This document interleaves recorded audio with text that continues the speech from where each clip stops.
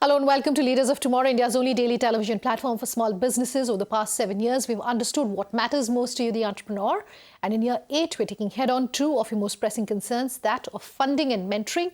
I'm Sunanda Jayaseelan. Tonight, 2 disruptors in focus. First up is Rivigo. On the other side of a break, Redbus.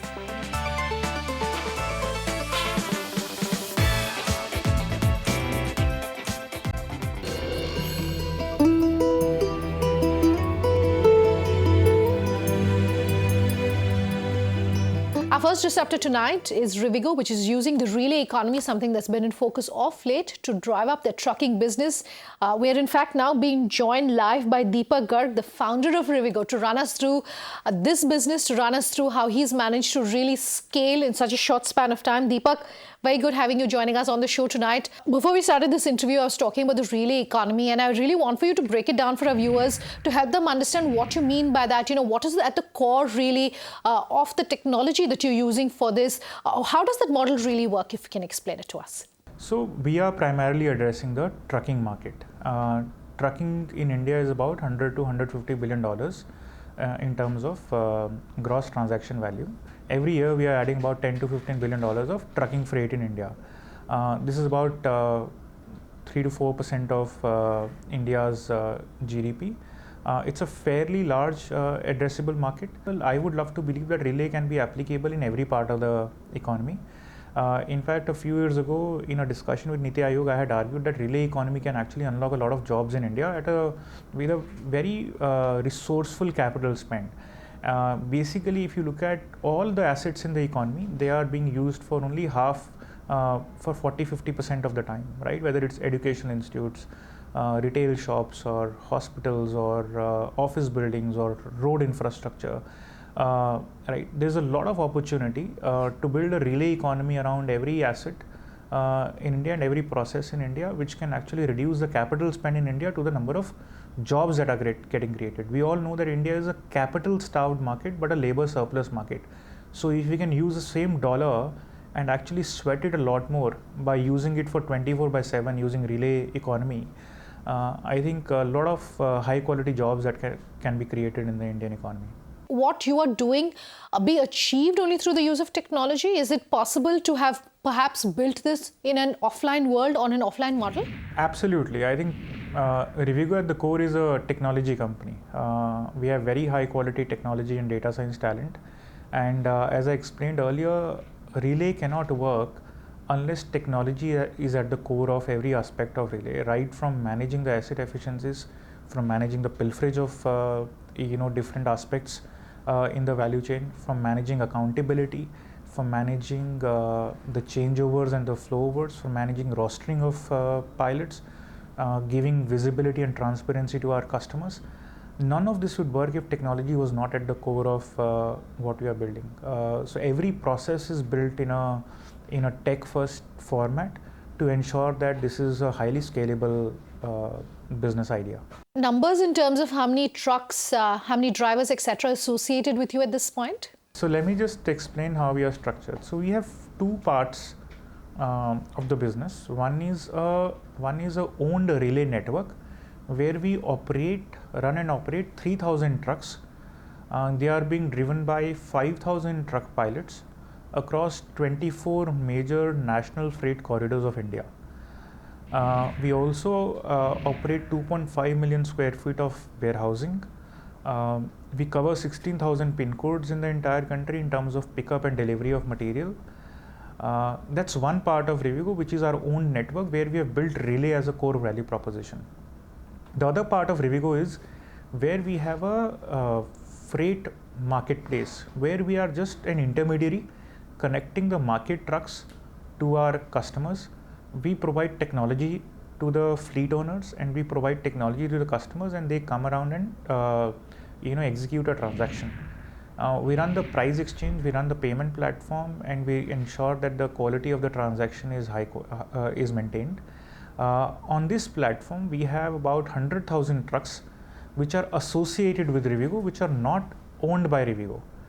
Our idea is to make these trucks also into smart and relay trucks by giving them the IoT sensors which we have built for our own trucks, and by giving them the truck pilots eventually in a relay as a service format.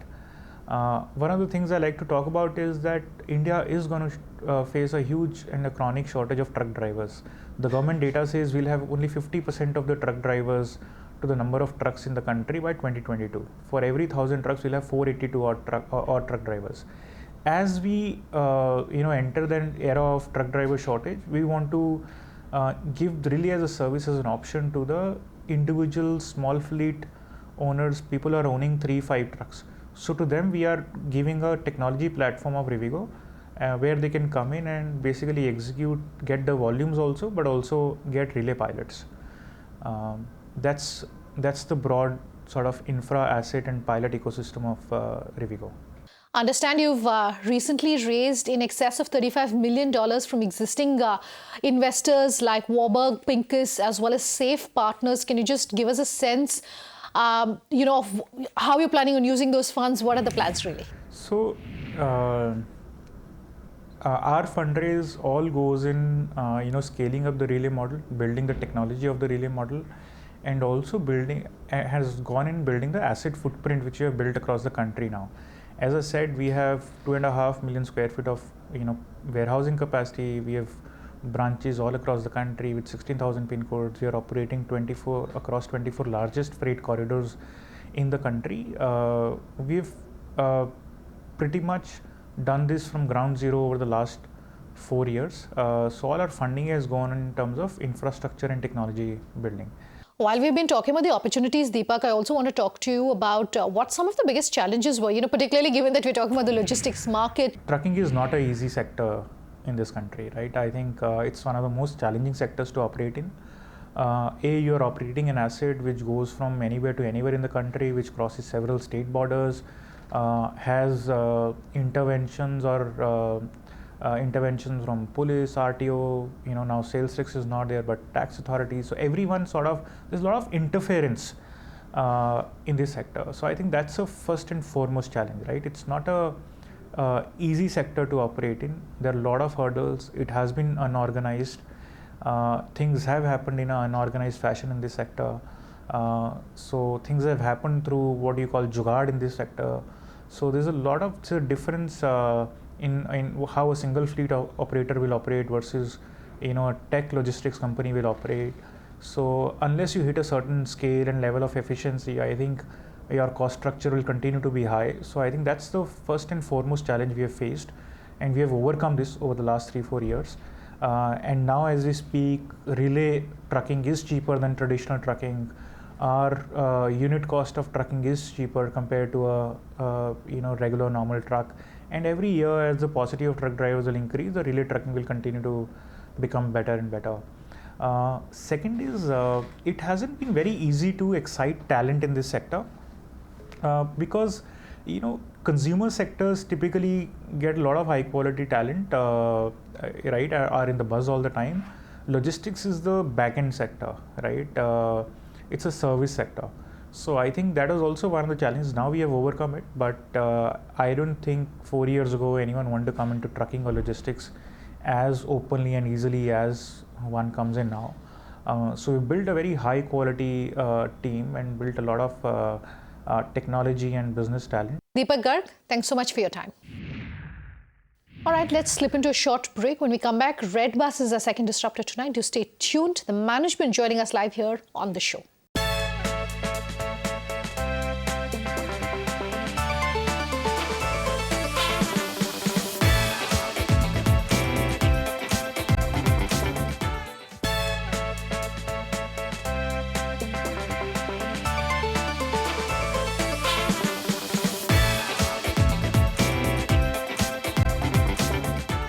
Welcome back. You're with us here on Leaders of Tomorrow. We are in conversation with Redbus, which is our second disruptor tonight.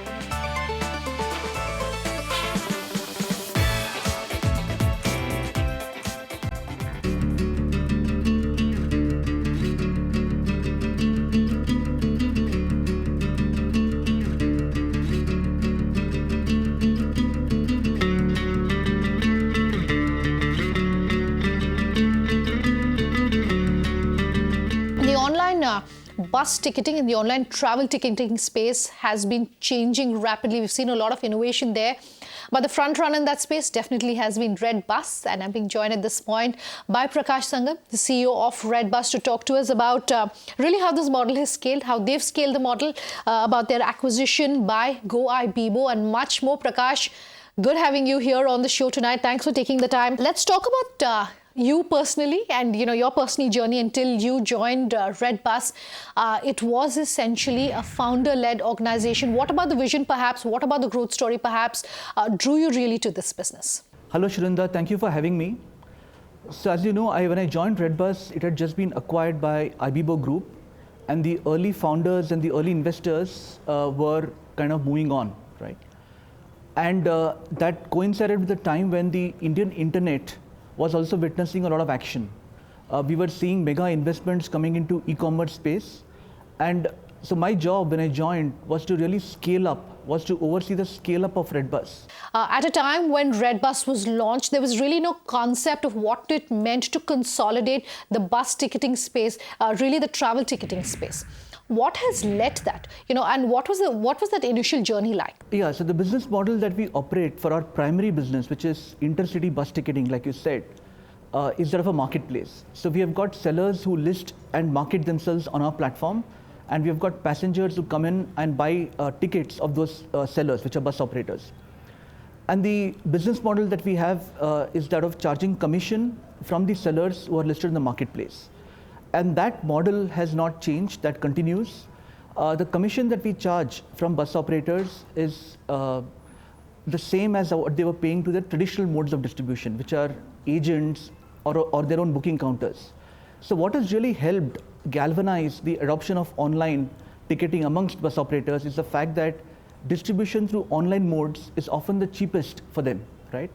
Because while we are charging the same commission, there is a lot more cost associated with offline ticketing. You have to think about collecting cash. There is a chance of pilferage. The cash flows are not predictable. There could be bad debts with agents. So the cost of distribution, the overall cost is much more expensive when somebody is doing it offline, and online it's cheaper. And that is what has led to the fast adoption of online ticketing amongst all our seller base. And we have continued to be on the same model, and despite the fact that we have grown by leaps and bounds, the commission that we charge from our sellers has remained the same. The fact that you were acquired by GoIbibo, I understand 6 to 7 years ago. So for a small entrepreneur who is perhaps in this space, wants to know about consolidation, wants to know how things are changing, what advice would you have for them? Yeah, so Redbus got acquired by Ibibo 6 years ago, and in fact, we had another big event when Ibibo Group itself merged with Make My Trip about 2.5 years ago. So in a short life of about 12 years that Redbus as a business has had, we have had multiple ownership structures, so to say. In our case, when Ibibo bought Redbus, it was a complementary product for them, because Ibibo was more stronger. GoIbibo as a brand was obviously focused not on buses, they were in flight ticketing, and they wanted to build a big business in the hotel space. So bus ticketing was complementary, and they wanted more of an inroad into the travel segment, and that is why they bought Redbus.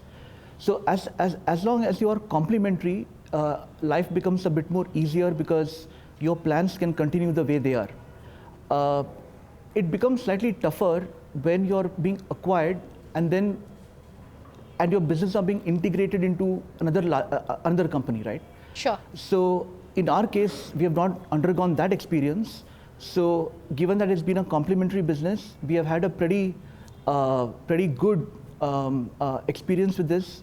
We got a lot more investment. We got strategic backers. We didn't have, earlier there were financial investors who were looking for an exit after 7-8 years.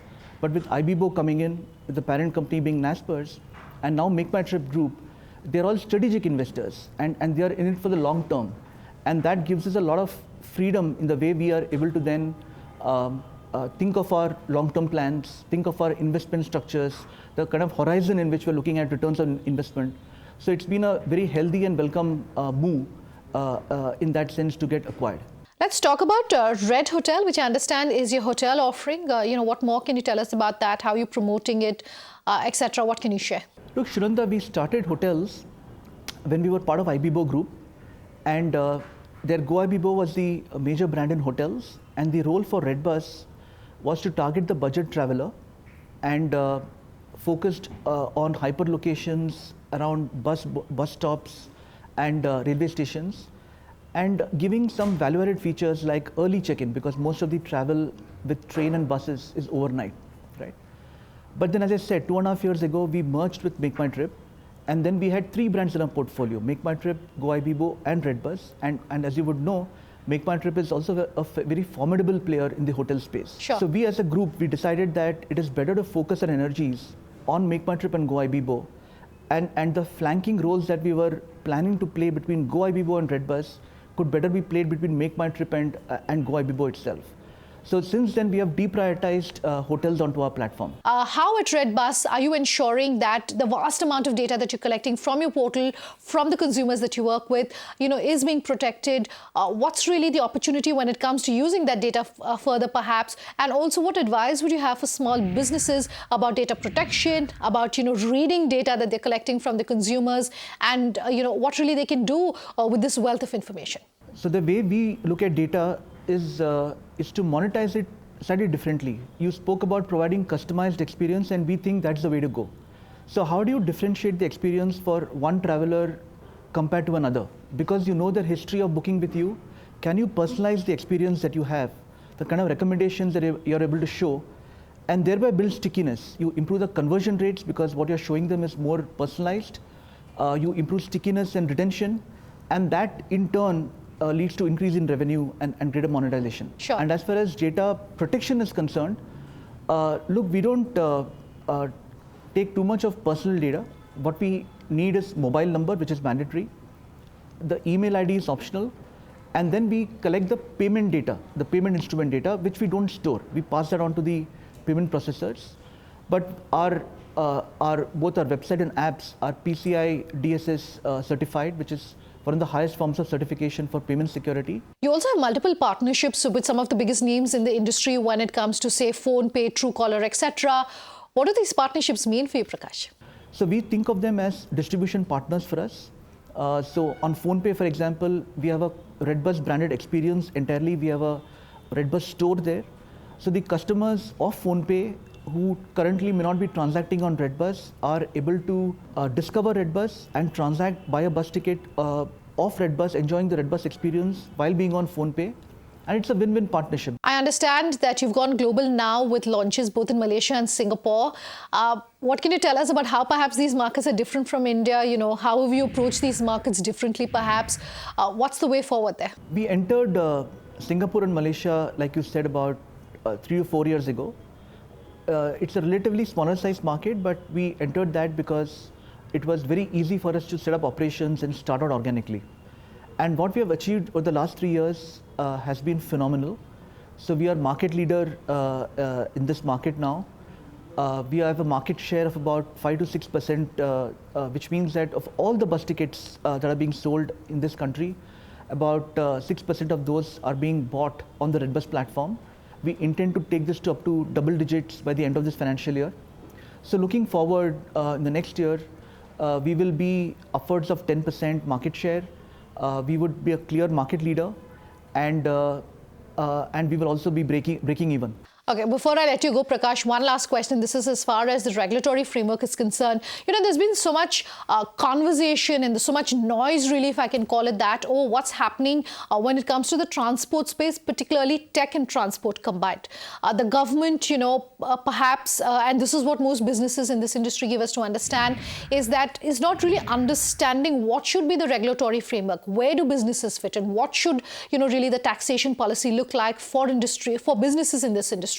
I want really your views on this as we're winding this conversation down. Look, it's a mixed bag. There's a lot that the government is doing which is very favorable to our industry.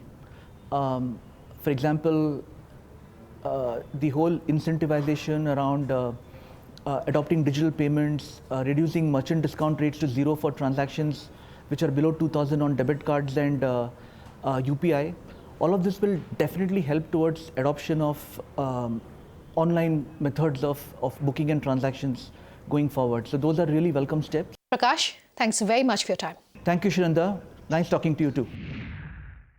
Just before we end, though, I want to talk about the fact that this year we're very excited to bring you an in-depth fact capsule in association with our knowledge partner, ODA, the most trusted platform that analyzes startups, their trends and future evaluation. This weekly capsule bringing to you the most incisive information on everything that you need to know about all the hottest startups this week. As you're winding down, bringing you a weekly startup monitor, which is a deep dive into India's startups. We're focusing on India's latest unicorn, Rivigo, this week. Take a look.